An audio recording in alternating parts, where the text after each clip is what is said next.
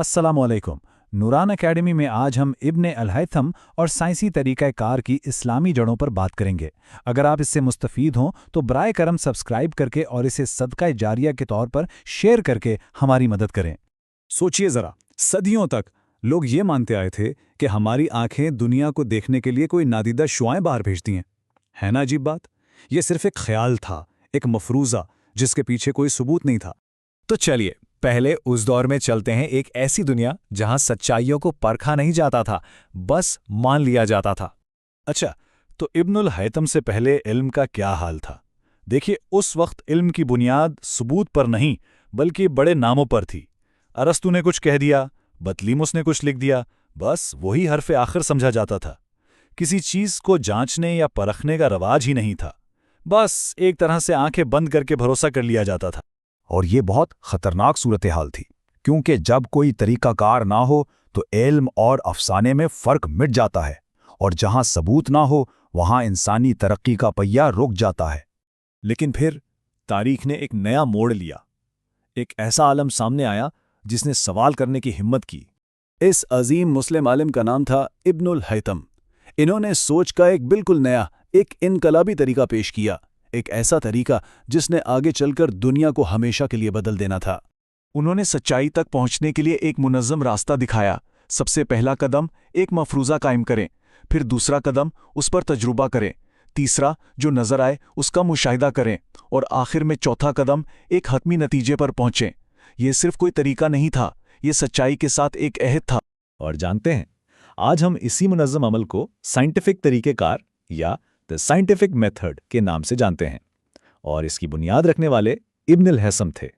तो अब हम उस एक अहम तजुर्बे की तरफ बढ़ते हैं जिसने न सिर्फ बिसारत के नज़रिए को बदला बल्कि तारीकी में रोशनी की एक नई किरण पैदा की। बसारत का राज आखिर है क्या? ये समझने के लिए इब्न अल-हैथम ने एक बिल्कुल तारीक कमरे का इंतखाब किया, जिसे आजकल कैमरा ऑब्सक्योरा भी कहते हैं। इसी कमरे में उन्होंने एक बहुत ही सादा मगर गहरा तजुर्बा किया।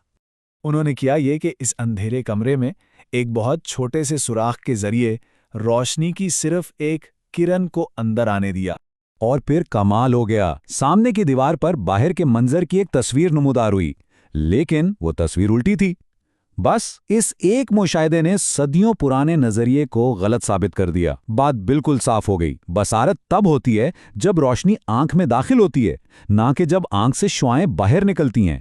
उस एक तजुर्बे ने हमारी आज की जदीद दुनिया की बुनियाद रख दी। आज की मॉडर्न ऑप्टिक्स, ये कैमरे, बड़ी बड़ी दूरबीनें और यहाँ तक कि फोटोग्राफी, इन सब की जड़ें कहीं ना कहीं उसी एक तहकीक से जा मिलती हैं।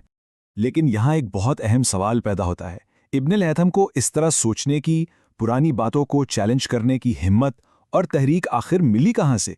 इब्न अल-हैथम ने खुद उसका जवाब दिया। उन्होंने लिखा, सच्चाई का मुतलाशी वो नहीं जो सिर्फ पुराने लोगों की किताबें पढ़ता रहे, बल्कि वो है जो उनकी बातों पर सवाल उठाए, उन्हें परखे। ये सोच, ये जहनियत सिर्फ इल्म से नहीं आती, ये ईमान से आती है। उनके नज़दीक सच्चाई की ये तलाश ये खुद एक इबादत थी। क्यों? क्योंकि अल्लाह सुब्हानो वाला का एक सिफाती नाम अल-हक है, यानी दी एब्सोल्यूट ट्रूथ। तो सच को ढूंढना दरअसल अल्लाह सुब्हानो वाला की एक सिफत को पहचानने की कोशिश थी।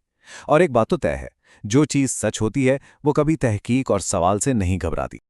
और यहीं से हमें इस्लाम का वो खूबसूरत मुतवाज़िन रास्ता समझ में आता है। देखिए, ईमान के बगैर सोच और फिक्र तकब्बुर बन जाती है, और सोच और फिक्र के बगैर ईमान सिर्फ अंधी तकलीद रह जाता है। इस्लाम हमें इन दोनों के दरमियान तवाज़ुन सिखाता है, और इब्न अल-हैथम की ज़िंदगी इसकी बेहतरीन मिसाल है। तो इब्न अल-हैथम की ये जो मिरास है, ये हमारा भूला हुआ सबक है। आइए देखते हैं कि इस सबक से हम आज के दौर की कुछ बड़ी गलतफहमियों को कैसे दूर कर सकते हैं। आजकल ये बात बहुत आम है कि साइंस तो मगरिब की चीज़ है और मजहब का ताल्लुक तो सिर्फ जज्बात से है। इब्न अल-हैथम की पूरी जिंदगी इस बात का सबूत है कि ये सोच तारीखी तौर पर बिल्कुल गलत है। साइंसी तरीक़ेकार की बुनियाद एक ऐसे मुसलमान ने रखी जो नमाज पढ़ता था, रोज़ा रखता था और अल्लाह सुब्हानहू व तआला पर पुख्ता ईमान रखता था। तो इसका मतलब ये हुआ कि ईमान और अक्ल में से किसी एक को चुनने की ज़रूरत ही नहीं। इस्लाम तो इन दोनों का तकाजा करता है। दर हकीकत फ़िक्री जुस्सजू और सच की तलाश हमारे ईमान का ही एक हिस्सा है। और आखिर में ये सोचना बहुत ज़रूरी है कि इस अजीम मिरास से हम क्या सीखते हैं, और अब आगे तामीर की जिम्मेदारी किसकी है।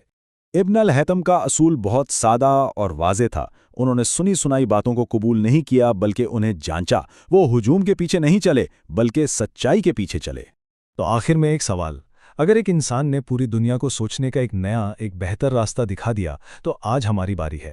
آج ہمیں کن چیزوں پر سوال اٹھانے کی ضرورت ہے، کن پرانے نظریات کو پرکھنا ہے، اور سب سے بڑھ کر اس عظیم میراث پر ہم کیا نیا تعمیر کرنے والے ہیں؟ یہ پیشکش نوران اسٹوڈیو کی طرف سے تھی۔